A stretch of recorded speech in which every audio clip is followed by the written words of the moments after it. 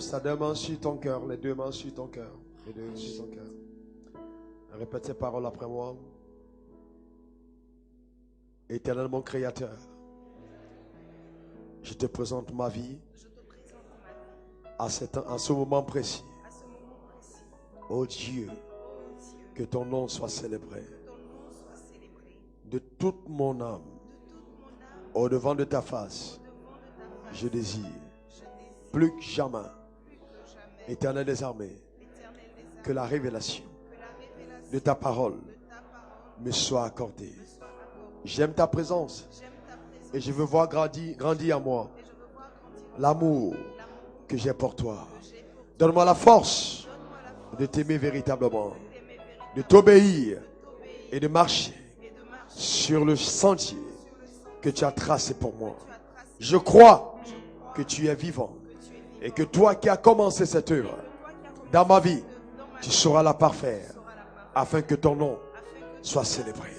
Le désir de mon cœur, oh Dieu, utilise-moi dans ma génération. Sers-toi de ma vie pour faire éclater ta gloire. Sers-toi de ma vie pour montrer aux hommes que tu es vivant. Sers-toi de ma vie, Seigneur, pour démontrer aux hommes. Merci, Seigneur, pour cette œuvre. Au nom de Jésus. Amen. Amen. Et Amen. Là où tu es, dans la même position, tu prends ta Bible et on reste debout. Ésaïe 58.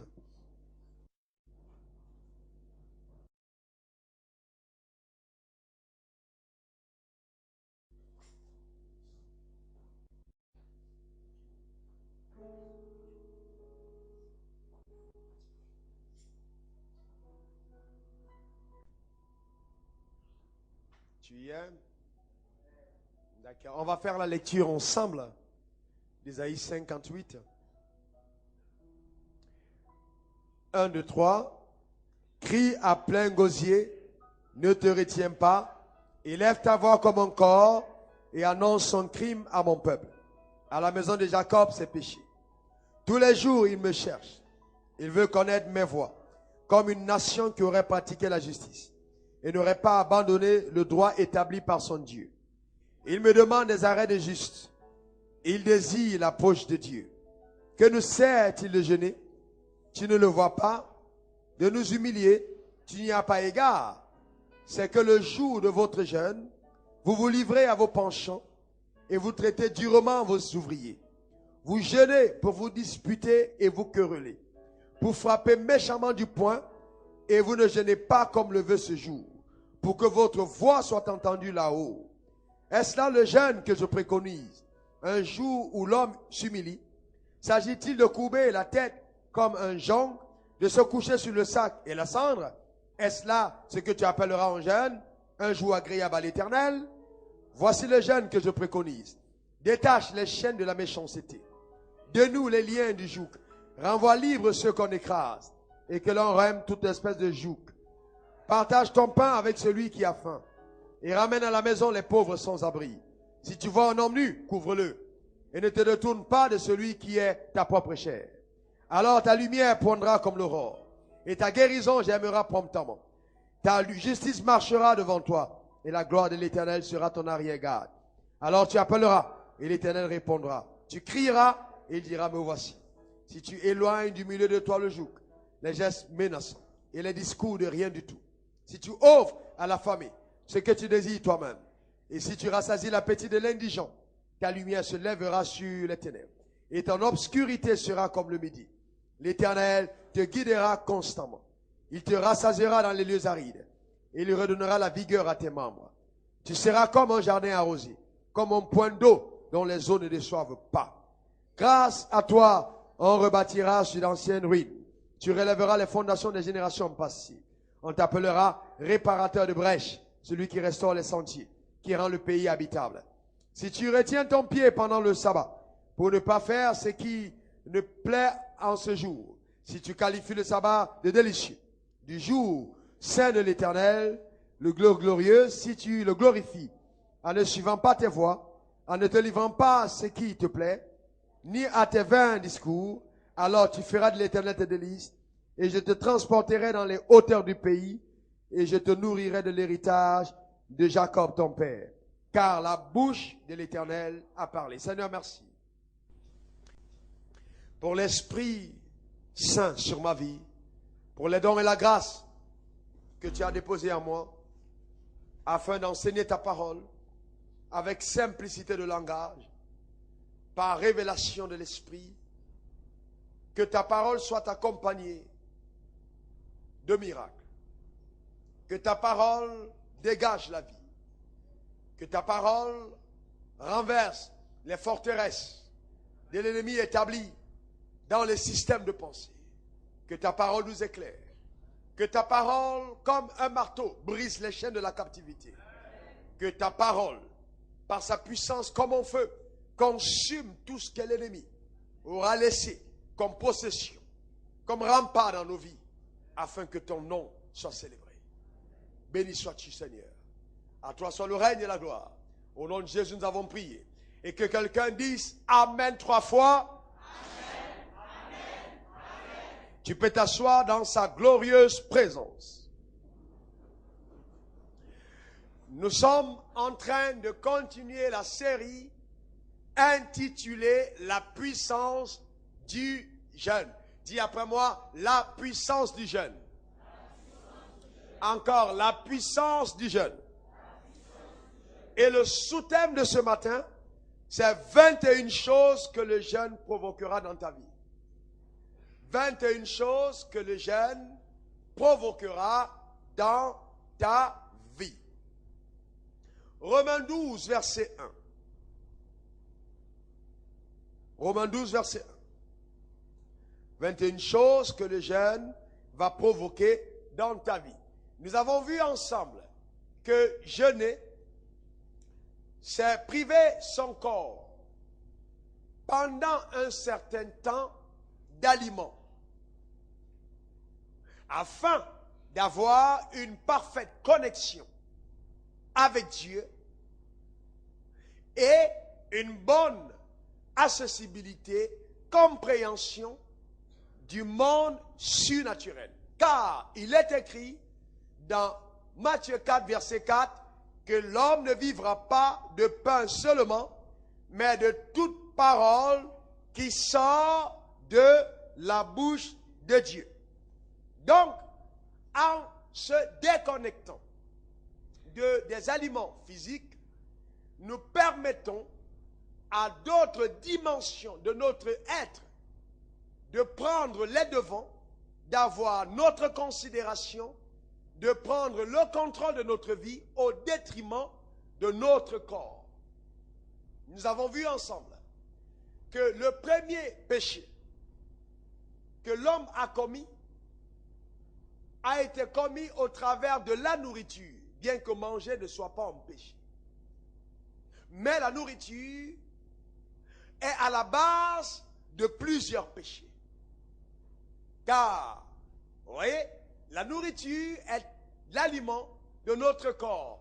Et notre chair prend appui sur notre corps pour contrôler notre destinée dans le sens de l'accomplissement des desseins de Satan dans nos vies. Est-ce que ça va? Maintenant, on évolue. Donc, les moments de jeûne nous permettent justement de nous rapprocher de Dieu. Vous voyez, c'est important. Maintenant, ce que nous devons savoir, c'est que Dieu reçoit notre jeûne comme un sacrifice. Le jeûne est un acte sacrificiel que nous posons à l'égard de Dieu.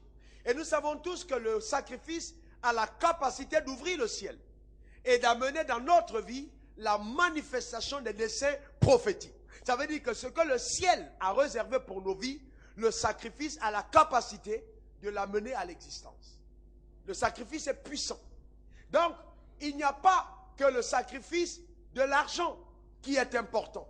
Mais d'abord, avant l'argent, le sacrifice de son cœur est plus important. Vous voyez? Parce que donner l'argent, c'est l'expression du cœur. Si je donne l'argent alors que mon cœur est loin, mon argent n'a plus le même poids, le même impact, la même influence que ça devrait avoir. Donc le premier sacrifice qui compte devant Dieu, c'est le sacrifice de notre corps, de notre vie, devant le trône de Dieu. Romains 12, verset 1 dit, je vous exhorte donc, frères, par les compassions de Dieu, à offrir vos corps comme un sacrifice vivant. Il faut le souligner. Saint, agréable à Dieu. Ça veut dire que c'est un sacrifice que Dieu aime. Vous voyez? Et qui sera de votre part, pas de la part de Dieu, mais de votre part, un culte raisonnable. Ça veut dire qu'en le faisant, de notre part, ce Dieu dit, c'est un culte raisonnable. Vous voyez? Donc il y aura des bénéfices qu'on va tirer du fait d'offrir nos corps à Dieu comme un sacrifice saint et vivant, agréable à l'Éternel notre Dieu. Alors donc, c'est important de le comprendre. Et ensuite, vous voyez, le fait d'être sauvé n'implique pas que nous sommes convertis. Et si nous sommes donc devenus enfants de Dieu, nous devons tout faire, nous devons lutter de façon individuelle pour faire la volonté de Dieu. Faire la volonté de Dieu implique une lutte personnelle. Écrivez-le. Il y a une lutte, il y a un sacrifice, une bataille à livrer pour faire la volonté de Dieu. Jésus a dû prier jusqu'au sang. Vous voyez? Pour faire ce qui était écrit concernant sa propre destinée. Et il y a des choses de Dieu que vous n'allez pas obtenir en restant dans la dimension de bébé spirituel. Et il y a des choses que vous allez voir manifestes dans vos vies simplement parce que vous décidez d'user de violence. Le royaume des cieux est forcé et les violents s'emparent par la force. D'accord? Et vous savez, en ce qui me concerne personnellement, je n'ai jamais attendu que quelqu'un prophétise sur ma vie pour que la chose soit. Je n'ai pas attendu qu'un homme de Dieu vienne te tenir devant moi en me disant, tu vas être prospère, tu seras en bonne santé. J'ai vu ça dans la parole de Dieu et je me suis approprié les promesses. J'ai déclaré ça sur ma vie par la foi et la chose est arrivée. Est-ce que vous me comprenez? Donc, nous avons besoin de violence. Dis violence. Encore violence. Encore violence. Et encore violence. Il faut bien que ton voisin sache, que ta mère sache, que tes amis sachent que ce qui est arrivé aux autres ne t'arrive pas parce que tu es violent. Tu gouvernes et contrôles ta vie par la puissance de la parole que tu décides résolument de mettre en pratique. C'est ton prix à payer. Dis voisin, voisine, paye le prix. C'est important de payer ce prix. Donc, nous sommes sauvés. Ça veut dire qu'on a quitté les ténèbres pour la lumière. Le royaume de Satan pour le royaume de Dieu. Maintenant, suivez-moi bien. Imaginez qu'un matin, vous êtes là et que vous êtes multimilliardaire en Côte d'Ivoire. Et que, amen, merci pour ces quelques amen. Ceux qui ont des problèmes avec l'argent ont des problèmes avec Dieu. Amen. Vous voyez, parce que Dieu n'a aucun problème avec l'argent. D'accord? Dans multimilliardaire, il ne faut pas avoir peur de ça. Alors ça t'arrivera. J'ai dit bien, ça t'arrivera. Amen. Ces choses vont arriver. D'accord? Mais assure-toi que l'argent ne prenne jamais dans ton cœur la place de celui qui est maître de l'argent. Vous voyez? Donc, que tu sois donc immensement riche et que le matin, un matin par la puissance de Dieu, tu te retrouves au Canada, tu te retrouves aux États-Unis avec toute ta fortune là-bas. Tu vois? Et tu te retrouves avec toute ta fortune aux États-Unis, ou au Ghana, ou en Chine. Mais, à ta grande surprise, la fortune que tu as là-bas est toujours en CFA. Et il n'y a aucune possibilité de convertir cet argent. Qu'est-ce qui va se passer? Tu deviendras subitement pauvre. Parce que l'argent que tu auras ne te sera pas utile là où tu es. Et voici ce qui arrive aux enfants de Dieu. On quitte le monde, on va dans le royaume de Dieu, avec tout ce qu'on a, mais on oublie une chose, il faut convertir. Aussi longtemps que la conversion n'est pas faite, on ne peut plus utiliser ce qu'on avait avant. La manière de penser est annulée. La façon de parler a changé. Tu ne peux plus utiliser ça dans le royaume de Dieu. Tu dois convertir tes pensées et adopter celles de Dieu. Vous voyez? C'est ça la conversion. Dis conversion. Encore conversion. Donc c'est important de muter, de changer, de t'arrêter au bureau de change et de prendre maintenant la nouvelle monnaie, les nouvelles valeurs, les nouvelles ressources qu'on peut utiliser dans le royaume de Dieu. Et je veux bien te dire qu'ici, au temple de la foi, tu as une station permanente de change où les pensées sont changées totalement, systématiquement. afin de te donner la monnaie qui est utilisable dans le royaume de Dieu, où ton langage est changé, ta manière d'agir est transformée, afin que tu jouisses des promesses que le ciel t'a réservées. Je déclare sur ta vie en tant que prophète de Dieu que tu ne vivras pas dans le royaume de Dieu comme un passager sans ressources, comme un touriste qui n'a pas de moyens, mais comme un richissime homme que Dieu a utilisé afin que les richesses du royaume te soient pleinement accordées au nom de Jésus. Qu'il en soit ainsi pour toi. Cette chose arrivera certainement. Give 5 à quelqu'un à côté de toi. Je le reçois. Amen. Alléluia. Amen. C'est pour toi. Amen. C'est pas pour quelqu'un d'autre. C'est pour toi. Je le verrai certainement. Donc, c'est important de changer notre système de pensée, notre manière d'agir, notre manière de faire. Parce qu'on est dans le royaume de Dieu. Est-ce que ça va maintenant? On est dans le royaume. Les choses ont changé. Maintenant. Alors, si donc, nous devons jeûner, comment jeûner? Comment jeûner? Voyez, beaucoup de personnes jeûnent très mal. Voyez, et ne jeûnez pas comme mes frères qui jeûnent juste à une période de l'année en disant, bon, c'est la période de jeûne. Non. Non. Ça, c'est la grève de la faim. On peut ne pas manger sans jeûner. Voyez? Voyez, vous avez vu les leaders politiques gréver de la faim et ils ont été au moins honnêtes. Nous allons faire une grève de faim. Ce n'est pas un jeûne. Donc certaines personnes font la grève de la faim et pensent qu'ils jeûnent. Voici ce qui doit être vu. 3 choses qui doivent exister pour que le jeûne soit jeûne. Premièrement, il faut avoir un but pour lequel on jeûne. Le but. Le but pour lequel on jeûne. Quand tu jeûnes, il faut avoir un but. Ça veut dire que si tu as un problème de santé et que, conduit par l'esprit, tu prends un moment de jeûne pour ta santé, tu dois avoir le but, c'est la santé. Si tu as des problèmes financiers et que tu as envie du directive de Dieu, pour que ça change, tu jeûnes pour avoir la directive. Ce que j'ai appris avec Dieu, c'est que le jeûne ne rendra jamais un homme riche. Mais le jeûne te donnera la sagesse adéquate pour avoir accès à la richesse. D'accord? Parce que le jeûne ne change pas Dieu, mais le jeûne nous change à l'égard de Dieu. Donc il faut avoir un but. Dis après moi le but. Et le but peut être aussi de connaître Dieu. C'est l'un des jeûnes que je prends beaucoup. Connaître Dieu, être proche de lui, avoir la révélation de sa parole, avoir le cœur changé pour lui. Ça, c'est un bon jeûne qu'on peut prendre aussi, systématiquement. Pour avoir une bonne relation avec son Créateur, il faut avoir un but. Deuxième chose, il faut définir le nombre de temps et le type de jeûne que vous prenez. Oui? Il doit y avoir le nombre de temps et le type de jeûne. Quand tu jeûnes, tu dois définir. Est-ce pour 2 jours?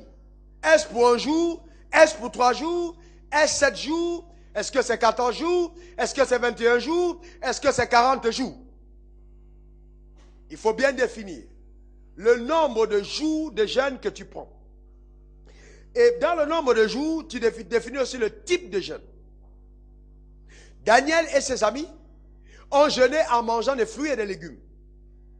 Jésus a jeûné ne mangeant ni ne buvant.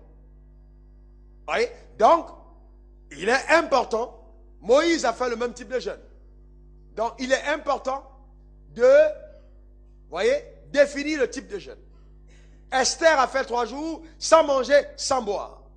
Donc, quel est le type de jeûne que je prends? Je corrige quelque chose. Jésus a jeûné, mais scripturalement, la Bible dit, après les 40 jours, il eut faim. On n'a pas dit il eut soif. Mais il est probable que pendant le moment de jeûne, il ait bu quelque chose. Mais dans le jeûne de Moïse, 40 jours et 40 nuits, sans manger et sans boire. Donc, maintenant, je continue. Donc, le type de jeûne doit être défini. Je définis le type de jeûne que je prends. Pourquoi est-ce que tu dois définir le type de jeûne que tu prends? Parce que si tu ne fais pas attention et que tu dis je jeûne 7 jours, sans définir le type, en te disant bon, tu dis bon ok je vais jeûner, je prendrai des fruits. Tu n'as pas bien défini. Au 2e jour, tu vas te retrouver en train de manger. Il faut être clair, définir clairement comment tu prends ton jeûne. 3e chose, après avoir défini, tu fais ce qu'on appelle la proclamation solennelle du jeûne devant l'Éternel. Devant le diable, devant le monde et devant ta chair. Voilà les 4 personnes qui doivent être informées systématiquement de ton jeûne. et qui vont venir tous à ta rencontre, d'une manière ou d'une autre. Dieu pour être avec toi, le diable pour te tenter, ta chair pour te persécuter, et le monde pour t'attirer à la convoitise. Mais si l'Éternel est avec toi, tu auras la victoire sur tes ennemis, au nom puissant de Jésus. Amen. Amen. Donc c'est important. La proclamation solennelle du jeûne. Comment est-ce que je proclame le jeûne devant l'Éternel? La journée juive est une journée qui quitte de 6h à 18h. Vous voyez? 6h à 18, ça fait 12h. Et la nuit juive commence à 18h et finit à 6h. Ça fait 12h. Alors, quand je déclare 3 jours de jeûne, alors c'est 3 jours qui vont de 6h à 18h. Mais quand je proclame 3 jours et 3 nuits, ça englobe le cycle de 24 heures. Vous voyez? Comme ça, la Bible précise, il jeûna 40 jours et 40 nuits. D'accord? C'est important. Alors donc, quand on déclare 14 jours de jeûne, c'est jours de jeûne, 6h, 18h. 14 jours et 14 nuits, c'est le cycle entier. D'accord? Donc, si je déclare 14 jours et 14 nuits de jeûne, et qu'à 18h je prends des fruits, même la nuit à 18h, je suis toujours en train de jeûner, mais dans une phase où les fruits sont permis. D'accord? Et vous pouvez aller plus loin dans la discipline avec Dieu, vous pouvez décider. Là, c'est le jeûne de ceux qui ont besoin de concentration et de discipline. Vous prenez même dans votre chambre la nourriture. Vous voyez? Et vous dites, Seigneur, voici mon jeûne, je m'enferme pendant 3 jours. Pas de télévision, pas de journaux, pas de téléphone. Vous restez enfermé. Commencez avec 24 heures. Vous allez vous rendre compte comment est-ce que vous allez être discipliné. Beaucoup de nous manquons de concentration. On est distrait par la télé. Les gens pris ont le téléphone à côté. Et oui, allô. Non. Amen. On a besoin de dire ton voisin, concentration. Vous voyez ce que je veux dire? Et même la télévision peut être un poison nocif à ta vie spirituelle. Les journaux et ces choses peuvent empoisonner ta vie. Et il y a des moments où il faut mettre ça de côté. Vous voyez, tu te coupes de toutes ces choses. Et la seule voix que tu entends est celle qui vient d'en haut. Ah, dis à ton voisin, je crois que ça te concerne. C'est très, très important. Donc, tu définis le type de jeûne et tu proclames. Alors, cela va t'aider à rester focalisé sur l'objectif et à ne pas être tenté de changer le type de jeûne après. Parce que tu auras déjà dit à Dieu et au diable et à ta chair et au monde ce que tu as résolu de faire. Donc, au moment où tu es tenté de manger, le Saint-Esprit te rappelle que tu ne dois pas mettre la honte sur lui. Parce que le diable est en train de te tenter pour que tu arrêtes. Et tu dis non, comme j'ai quand même dit à mon père que je vais tenir jusqu'à tel moment, je vais continuer. Vous voyez? C'est important. C'est stratégique. C'est très important. Très, très important. Alors, je déconseille les gens qui font des jeûnes en disant, je vais jeûner jusqu'à ce que Dieu me réponde. Non. Définis un moment. Parce que j'ai vu des choses. Souvent, tu peux prendre un moment de jeûne. Tu dis, je prends 7 jours de jeûne pour que Dieu me dise telle chose. Et pendant les 7 jours, il est silencieux. Parce que Dieu va s'assurer que tu ne le contrôles pas. Ce n'est pas une marionnette. Vous voyez? Tu peux prendre le moment, c'est le moment même où tu n'entends rien, sauf les mouches. Rien du tout, sauf les moustiques, s'il y en a dans ta chambre. Pas la voix de l'Éternel. Mais Dieu s'assurera qu'au moment de la rupture de ton jeûne, où tu es en train de prendre ta douche, et tu as l'impression qu'il ne t'a pas répondu, paf, tu entends quelque chose qui se passe. Ou alors tu es en train d'aller à table. Et comme ça m'est arrivé en Sierra Leone, et on a servi le repas que tu aimes, et Dieu dit, bon fils, laisse tomber maintenant. Va m'attendre dans la chambre, on doit causer. Ouais, parce que Dieu va s'assurer, vous savez que vous devez être à même d'abandonner ce que vous aimez pour lui. Alors ce jour, je me rappelle en Sierra Leone, j'étais trop vexé. Parce que c'était cassava libre. Les feuilles de manioc, de manioc qu'on a fait, vous voyez, et préparé d'une certaine manière, ils mettent tout dedans, les crabes et tout, il y a toutes sortes de trucs dans la sauce. Et donc, c'était à table, et bon, je m'apprêtais à manger quand le Saint-Esprit m'a dit, bon, laisse le repas. Allons-y dans la chambre maintenant. Puisque tu as envie que je te parle, alors on va causer. J'ai dit, Seigneur, attends que je mange. Il dit, si tu n'es pas prêt à sacrifier quelque chose pour moi, Et il y a des choses de moi que tu n'obtiendras jamais. J'ai jamais oublié ça. Vous voyez? Donc, et ça, c'est vraiment des choses profondes avec Dieu. Le prix qu'on paye. Il peut choisir le moment, son moment à lui, pour te mettre de côté. Certains d'entre vous, je le crois fermement, vont être convoqués solennellement dans la présence de Dieu. Je parle d'une convocation qui va ôter ton sommeil, qui va provoquer une joie et une forme d'adoration comme tu ne l'as jamais eu de par le passé. Où tu n'auras rien d'autre à dire que d'adorer le Seigneur devant sa face. Ces choses arriveront sûrement dans ta vie par sa puissance au nom de Jésus. Donc, et maintenant que nous voyons comment jeûner, quelle attitude avoir pendant qu'on jeûne? Quelle attitude? Je sais, il y a des gens qui sont venus me voir, oh pasteur, j'étais en train de jeûner, j'ai eu des disputes avec quelqu'un, donc j'étais obligé d'interrompre mon jeûne parce que j'ai fait ce qui n'était pas agréable. Non, nous sommes dans la nouvelle alliance. C'est vrai qu'il y a une attitude. Mais si entre-temps, pendant que tu jeûnes, il y a quelque chose de mauvais qui survient, tu n'interromps pas ton jeûne. Tu demandes pardon à Dieu, le sang de Jésus te purifie. Et tu continues dans le jeûne. Mais tu prends des résolutions fermes et personnelles pour jeûner selon les normes bibliques. Voilà. Ésaïe 58, verset 1.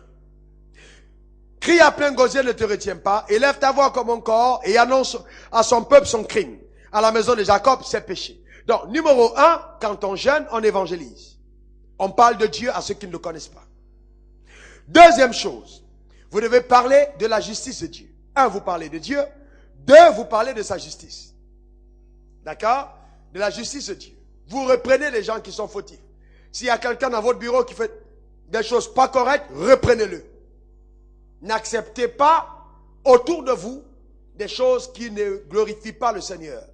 C'est votre responsabilité. Numéro 3, traitez correctement vos ouvriers. Pour ceux qui sont responsables et patrons. C'est un désastre. Certains d'entre vous, vous parlez à vos servantes comme si vous parliez à votre chien. Vous n'avez aucun égard pour les gens qui travaillent avec vous. Quand même ce jour, ayez un peu de miséricorde. Et je vais vous dire ceci. Ça devrait être un style de vie permanent. Traitez les gens qui sont avec vous comme Dieu vous traite. N'ayez pas du mépris pour les gens. C'est choquant de voir des enfants de Dieu traiter les autres avec condescendance. Vous voyez, de façon condescendante. Ils sont en haut, ils sont au-dessus. Ils traitent les gens comme... Et moi, j'appelle ça les attitudes des parvenus. Des personnes qui n'ont pas compris ce que c'est que l'élévation.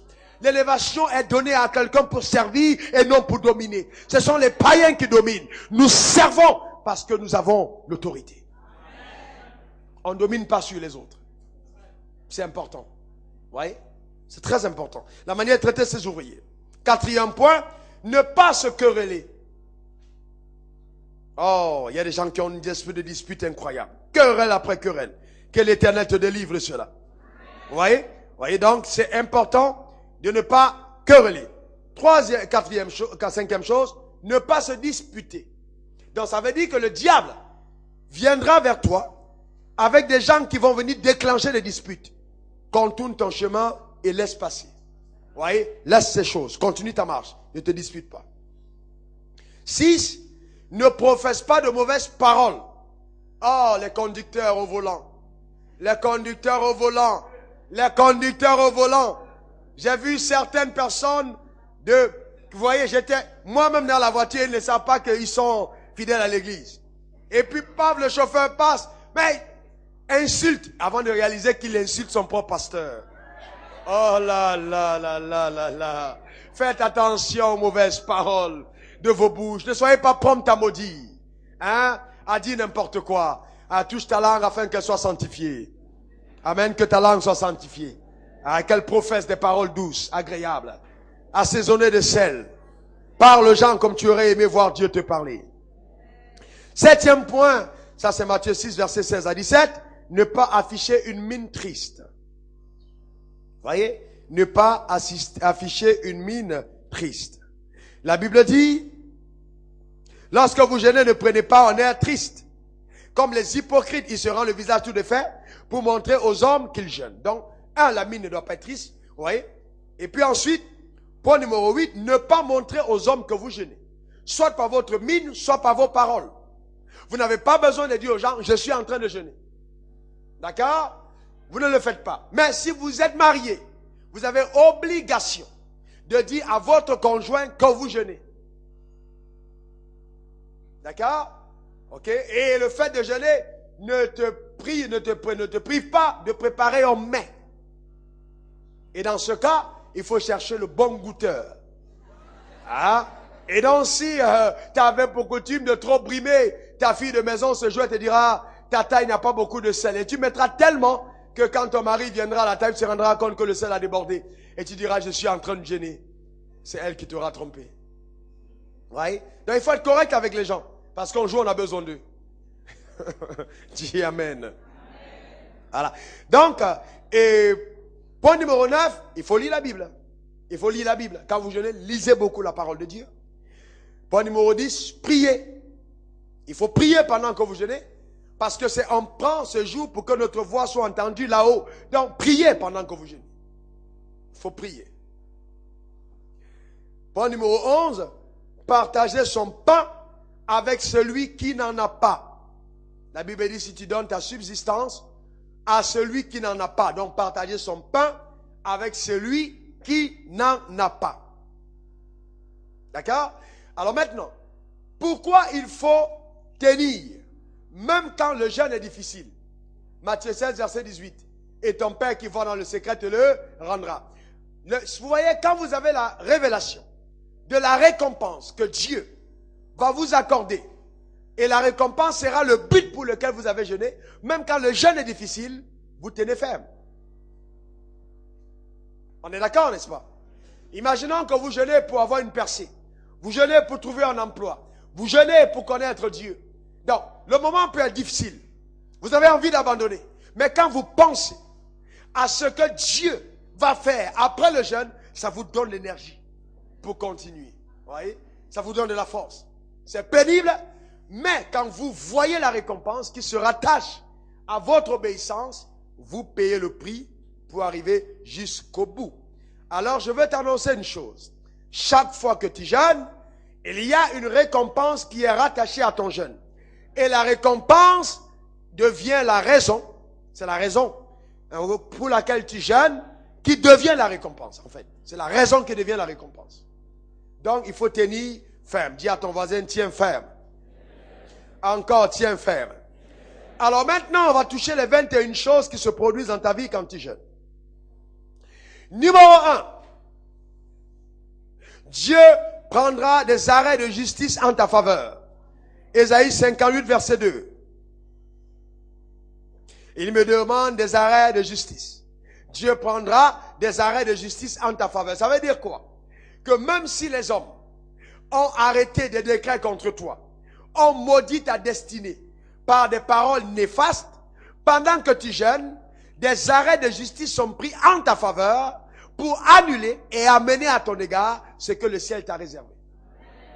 Beaucoup d'entre vous ne dites pas vraiment Amen, parce que vous ne comprenez pas ce que ça veut dire l'arrêt de Dieu.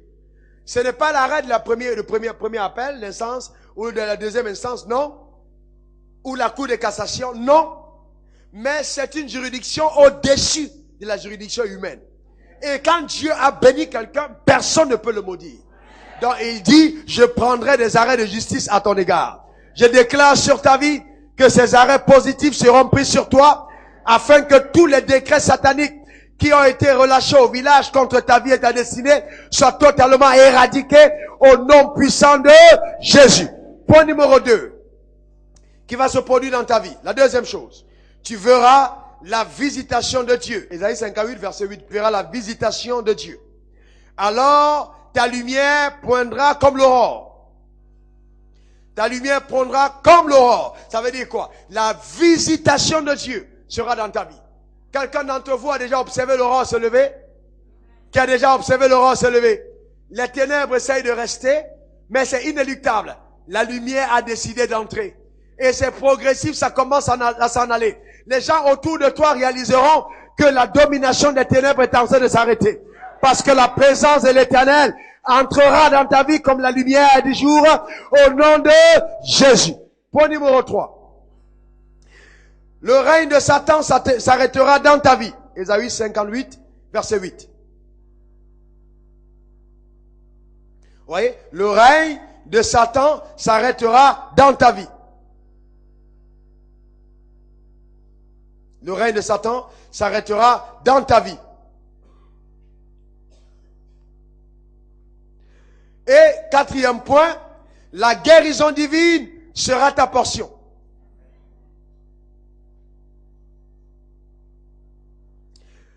La guérison divine sera ta portion. Ça veut dire que Dieu va te guérir physiquement.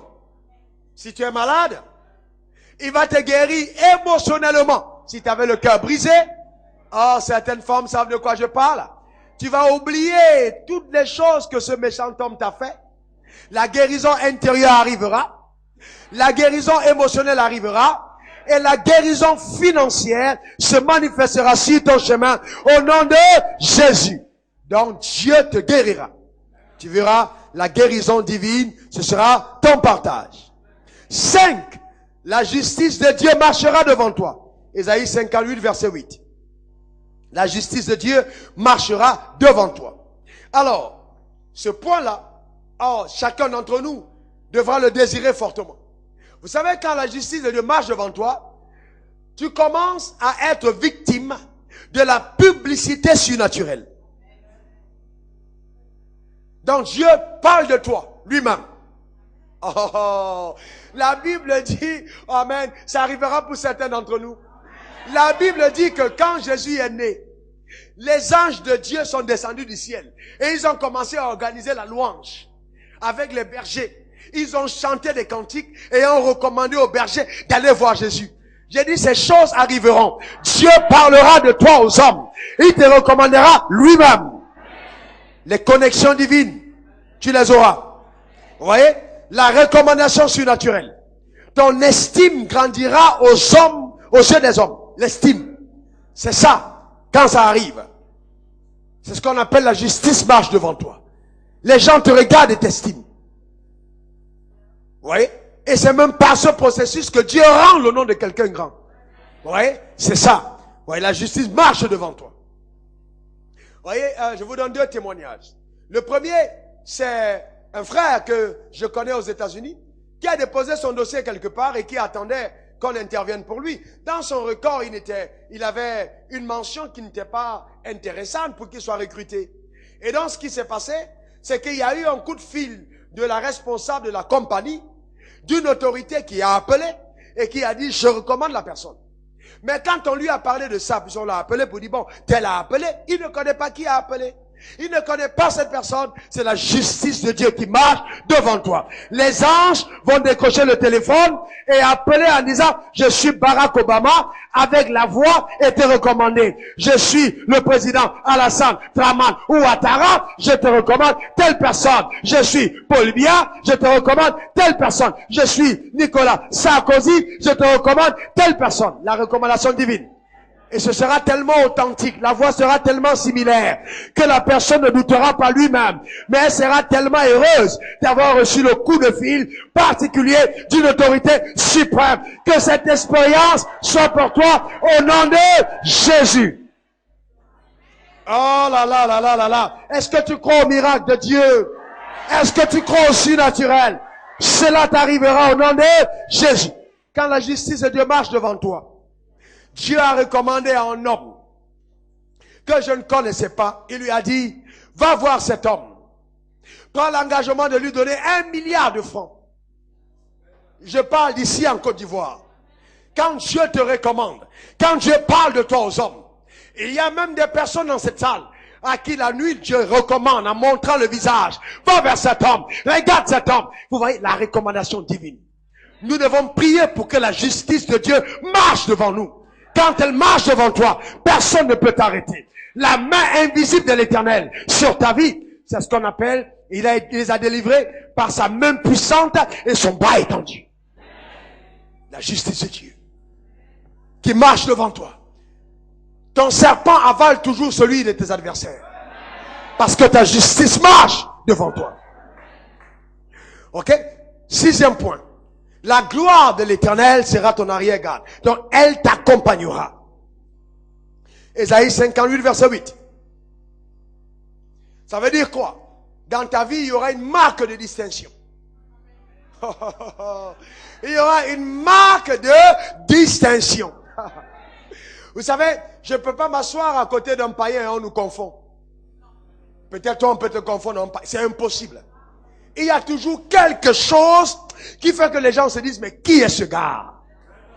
Chaque fois que je suis dans l'avion, ce sont les autorités. Je vous connais quelque part. Quand je vous vois, même souvent, juste avoir mon numéro de téléphone.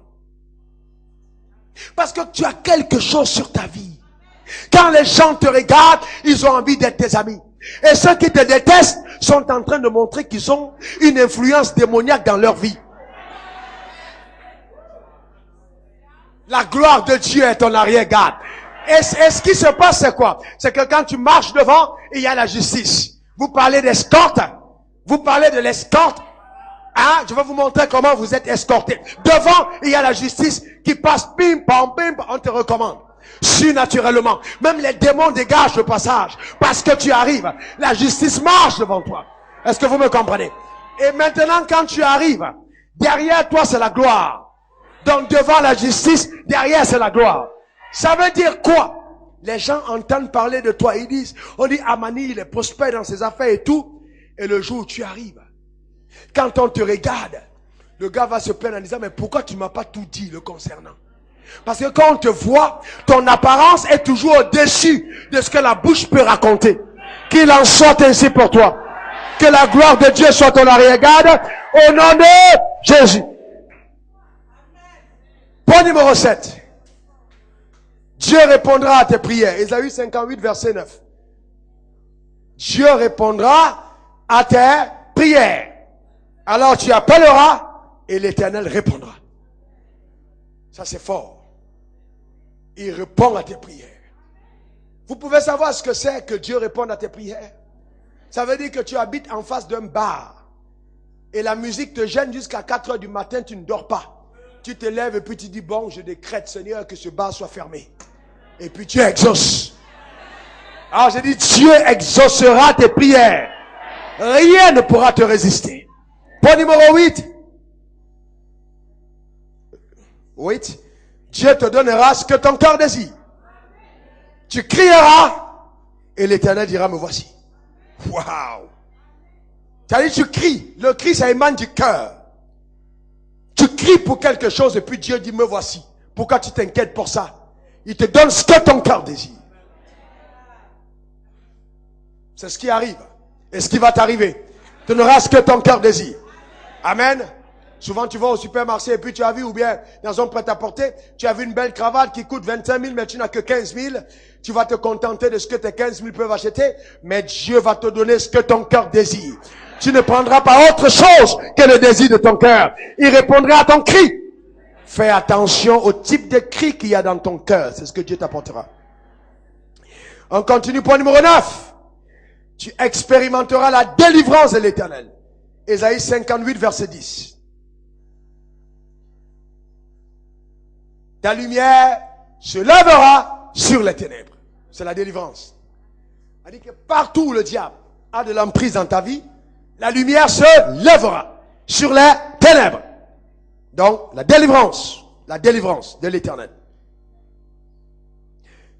Et vous voyez, cette délivrance sera telle que on oubliera même les afflictions que dont tu auras été l'objet dans le passé. Parce que Dieu va effacer toute l'empreinte du diable. Est-ce que vous comprenez? Et la Bible dit, au verset 10, que ton obscurité sera comme le midi. Ça veut dire quoi? Il y a des choses qui te sont arrivées. On dit par exemple, oh ouais, cette femme elle est stérile, oh oui, ce gars il est pauvre, oh ça c'est une prostituée, oh ça. Donc on t'a déjà collé. On dit ta lumière. La lumière se lèvera sur tes ténèbres. C'est qui est collé à ta vie. Mais cette lumière va venir au point où elle va être comme le midi, comme le soleil en plein midi. Il n'y aura même plus une seule tache de ce qui s'est passé dans ta vie avant. Ce sera effacé, totalement effacé. Reçois cela au nom de Jésus. Aucune tâche, totalement effacée. Vous voyez? Donc ta lumière se changera, ta lumière brillera comme le midi. Pleine lumière. Aucune empreinte, aucun impact. Certains d'entre vous avaient encore des blessures de votre jeunesse sur vos pieds comme moi. Mais les blessures du diable, l'empreinte, les taches seront effacées. Quand on te dira que tu étais dans la galère, tu auras de la peine à te souvenir ce que c'est que la galère. Dieu aura effacé.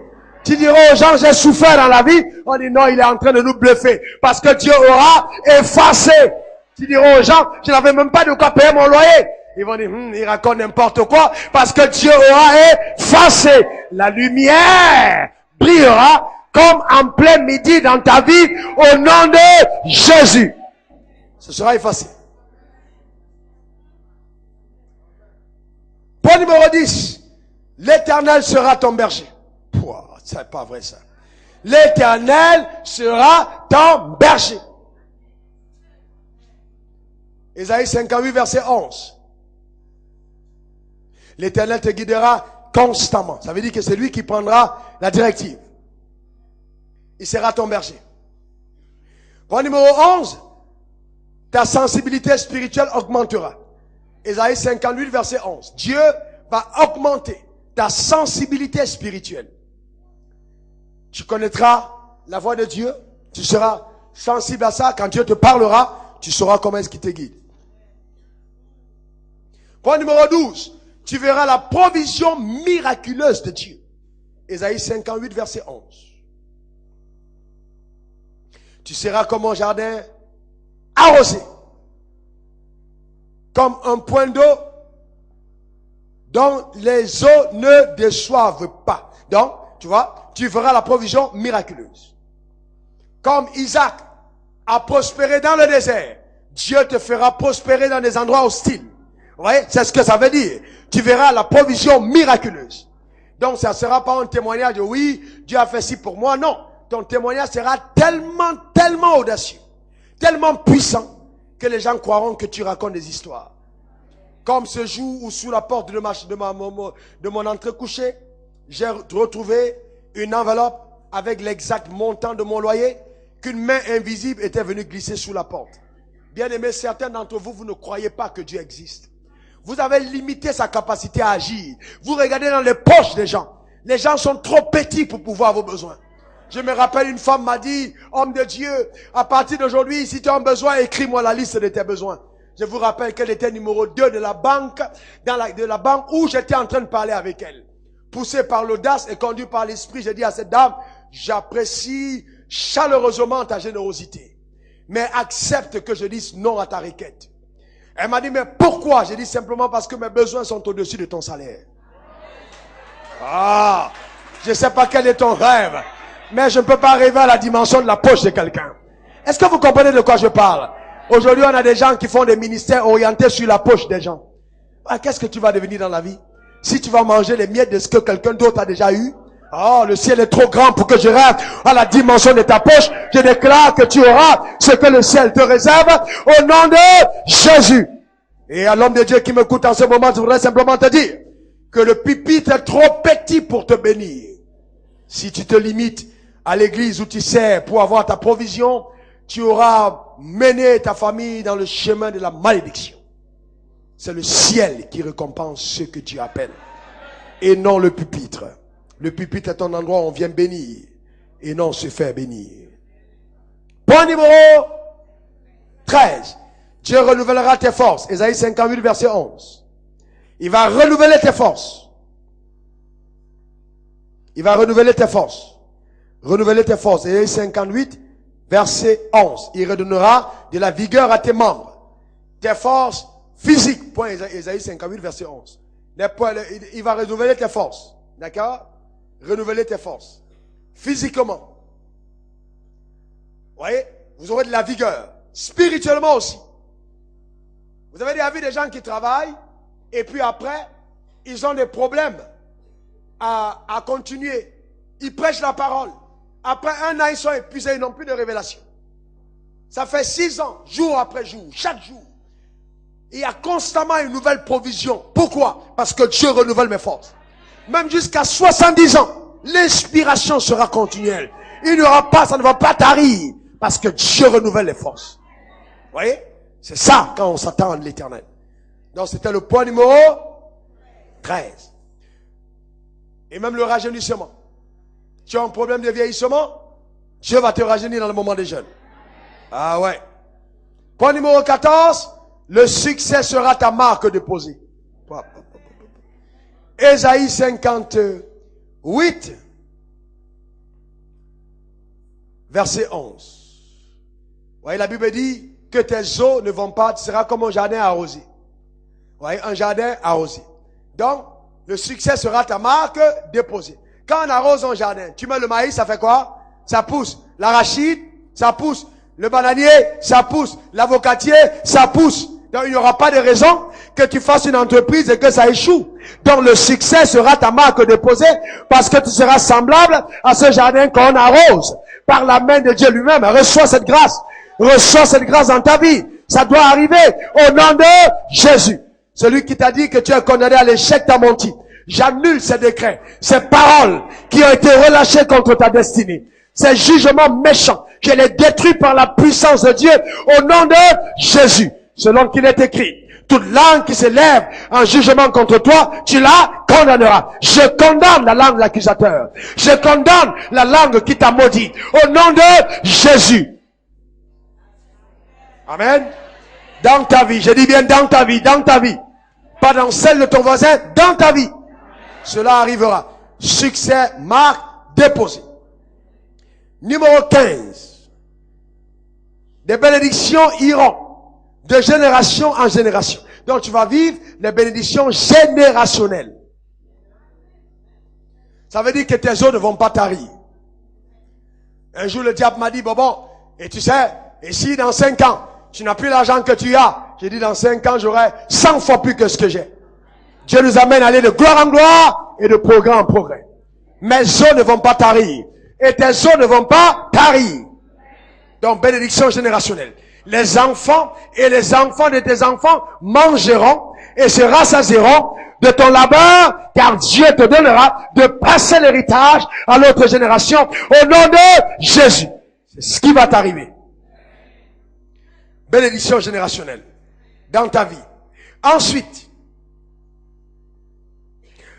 16e chose qui arriveront dans ta vie, que le jeune va provoquer, la grâce de la restauration coulera sur ta famille. Ésaïe 58, verset 12. On t'appellera réparateur de brèches. Donc, à cause de toi, ta famille sera visitée.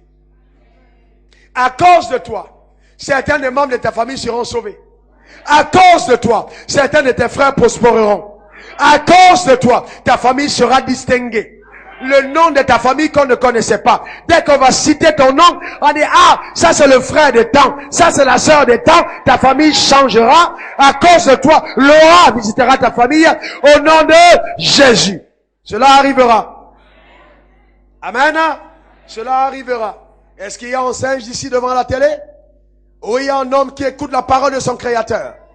Vous devez apprendre à dire Amen et à saisir par la foi les promesses qui sont relâchées, des choses qui vont s'accomplir au nom de Jésus. Amen. Est-ce que ça va? Point numéro 17. Ton amour pour Dieu grandira. Ésaïe 58, verset 14. Tu feras de l'Éternel tes délices. Donc ton amour grandira, ton amour de Dieu pour Dieu grandira. Ça va s'accroître. Ton amour va grandir. Les gens vont dire, mais comment est-ce qu'il aime Dieu comme ça? Comment est-ce qu'elle aime Dieu comme ça? Cet amour va grandir. Voilà, comme une flamme qui s'attise par un vent invisible. Un amour qui va te consumer entièrement. L'amour pour Dieu va grandir. Totalement dans ton cœur. D'accord? La 18e bénédiction, c'est ta ceinture maintenant. Ésaïe 58, verset 14. Dieu te donnera la prééminence. Dis la prééminence. Encore la prééminence. Au verset 14, il dit. Alors l'Éternel fera, alors tu feras l'Éternel tes délices et je te transporterai sur les hauteurs du pays.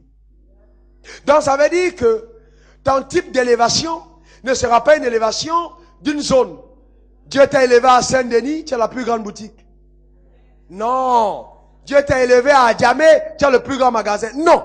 Je parle d'une élévation qui va te positionner sur la hauteur de la Côte d'Ivoire. Dans le secteur où tu seras, dans le pays, tu n'auras pas de concurrent. Tu auras combattu, tu auras eu l'élévation au-dessus de tous les autres. Et tout le monde reconnaîtra que dans ce domaine, c'est toi qui es la tête. Les rois te consulteront. Les gens importants chercheront à devenir tes amis. Les régimes changeront, mais toi tu resteras stable.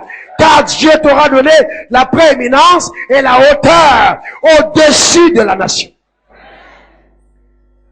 Et quand on va dire à quelqu'un Côte d'Ivoire, il dit Raoul Wafo. Vous voyez ce que je veux dire? C'est là l'élévation. Au-dessus de la cime de la nation. Donc à cause de toi, les gens connaîtront ton pays.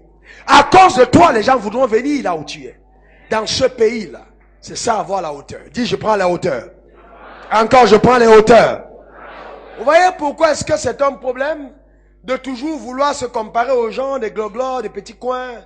Ouais, des gens qui sont qui sont reclus, vous voyez, dans des zones reculées. Non, il faut viser la tête. Il faut viser la tête. Vise la tête. Ouais. Ne tombez pas dans les pièges que je vois souvent à l'église, parce que tu commences à toucher 1 million et que certaines personnes commencent à venir faire des prières spéciales chez toi la nuit, tu penses que tu es arrivé. Attends, 1 million, c'est ce que certaines personnes dépensent simplement pour l'achat de leur véhicule par jour pour carburant. Et le jour où tu vas prendre l'avion, le carburant, même 1 million par jour, ça ne suffit pas. Ouais, et tu veux déjà qu'on te mette ancien, diacre, pasteur assistant. Même souvent, même tu deviens le pasteur du pasteur. À cause de 2 millions de salaire. Ah non, que Dieu nous délivre de cet esprit. Amen. Cela ne sera pas nommé parmi nous. Je le déclare au nom de Jésus. Je te donne la prééminence. Dis prééminence. Encore prééminence. Encore prééminence. Je suis la tête. Ouais, Dieu nous donne d'être la tête. Dans une dimension élevée de gloire. Est-ce que ça va? Et je vois maintenant par l'esprit un arbre qui est en train de pousser. Dieu vient de me le montrer. Et il monte. Et je vois le tronc s'affermir. Et je vois les racines entrer en profondeur. Et Dieu me dit, c'est ainsi que le juste au milieu de vous s'établira. Ses racines seront profondes. Et ses branches s'étendront. Ses fruits seront grands. Il pourra servir d'ombrage. Il pourra nourrir. On viendra tirer de lui des bénéfices. Ainsi, je suis en train de vous établir dans le royaume, dans les nations, afin que vous puissiez servir aux générations. Qu'on vienne manger sur votre arbre. Qu'on vienne trouver du repos à vos pieds. Que les arbres viennent, les oiseaux viennent poser leur nid sur vous. Car je vous établis dans les nations pour ma gloire au nom de Jésus. Tu saisis la prééminence. Dis prééminence. Encore prééminence. Point 19. Tu connaîtras un repositionnement prophétique. My God. Repositionnement prophétique. Ça veut dire quoi? Comme Jacob. Repositionnement prophétique, c'est Ésaïe 58, verset 14. Et il dit, je te nourrirai de l'héritage de Jacob, ton père. Jacob veut dire quoi? L'usurpateur, le trompeur. Son identité le disqualifiait à la connexion avec Isaac et Abraham. Jacob, de par sa position, ne pouvait pas être ce qu'il a été. Son père, son propre père, ne voulait pas le bénir, mais voulait bénir Ésaü. Mais à cause de la sagesse que Dieu lui a donnée, l'intelligence, l'innovation, la créativité, Jacob s'est repositionné prophétiquement et a amené son propre père à le bénir sans qu'il le veuille. C'est ce que j'appelle le repositionnement prophétique. Tu verras ton propre patron qui voulait accorder la promotion à ton collègue, te donner la promotion et signer le papier et se rendre compte après de ce qu'il a fait. Plus tard, ce sera déjà passé. Ce sera parti. Parce que le repositionnement prophétique t'amènera dans ce que le ciel a pour toi au nom de Jésus. Quand tu entendras quelqu'un dire, je regrette pourquoi est-ce que j'ai fait ça, comprends que c'est le repositionnement. Amen. En ce moment précis, il ne saura même pas ce qu'il est en train de faire. La faveur dans sa puissance va tout conditionner pour toi. La sagesse, la créativité, l'innovation, l'ingéniosité, la persévérance seront pour toi. Quand on te demandera de passer 7 ans pour Rachel, encore en plus 7 ans pour Léa, tu diras non, il n'y a pas de problème. Tu persévéreras. Dans ce que tu veux, tu vas persévérer. Paie le prix. Tu ne seras pas comme aujourd'hui, des personnes qui sont là dans l'église et qui pensent que les choses de Dieu tombent juste comme ça. Non, tu vas payer un prix. Déterminé pour obtenir quelque chose. Vous savez, déterminé au point où, même si Dieu avait arrêté quelque chose contre toi, tu vas être tellement déterminé que tu amèneras la main de Dieu à changer ce qu'il avait arrêté. Est-ce que vous me comprenez? À changer même son décret sur ta vie. C'est ça l'héritage de Jacob. Ce sera là ta portion. Point numéro 20. Tu seras revêtu de la puissance du Saint-Esprit. Ouais. Luc 4, verset 14. Revêtu de la puissance du Saint-Esprit. Jésus, vous voyez, s'en alla maintenant à Galilée. Pourquoi? Parce qu'il avait terminé le moment des jeûnes. Revêtu de la puissance. Mets ta main sur ta tête et dis, je reçois cette puissance. Je reçois la puissance de Dieu. Le revêtement de la grâce. De l'onction du Saint-Esprit. Je suis loin par Dieu. Au nom de Jésus. Amen. Et le point numéro 21. Les anges te serviront. Matthieu 4, verset 11. Et la Bible dit, et les anges te servirent. Tu auras le service des anges. Le service des anges. Les anges vont te servir. Le surnaturel sera tellement présent qu'à des moments précis, les anges vont te servir. Comme pendant la guerre qu'on a eue ici, les anges m'ont servi. Mon voisin d'en face, quand on lui a demandé arme en face sur la tente, va sonner chez lui et fais-le sortir. Il a dit, il a voyagé. Il avait lui-même, il dit, il a voyagé. Et il s'est souvenu qu'on a eu une conversation la veille, où je lui disais, avant les événements, que je partais. Alors qu'en fait, j'avais jamais dit ça. Qu'est-ce qui s'est passé? Les anges sont allés avoir la conversation avec lui. Sachant qu'on viendra me chercher, les anges lui ont dit, ont pris ma forme et lui ont dit, je voyage. Et il a cru cette parole. Quand il m'a vu, il a commencé à trembler. Il dit, mes voisins, comment? Tu n'es revenu? Il dit, j'ai regardé, j'ai compris que les anges s'étaient mis à mon service. Vous comprenez ce que je veux dire? Tu expérimenteras le service des anges à ton égard. Voilà les 21 choses que le jeûne va provoquer dans ta vie. Que Dieu bénisse ton âme et qu'il bénisse ta vie. Qu'il te comble de toutes sortes de bénédictions. Amen. Et que la gloire de Dieu soit visible sur ta vie de façon irréfutable. Que ta vie ressemble au schéma que Dieu a lui-même arrêté. Et que tu manges l'héritage qui est réservé au fils d'Abraham par la foi au nom puissant de Jésus. Lève ta main droite, répète après moi. Éternel des armées, de tout mon cœur, je m'engage au devant de ton trône à t'être obéissant. Tu as dit, lorsque vous jeûnez, Seigneur, je m'engage à jeûner souvent. Je sais que c'est possible, car tu me demanderas jamais de faire ce dont tu ne me donnes pas les moyens. Alors, je reçois de toi maintenant la capacité de jeûner.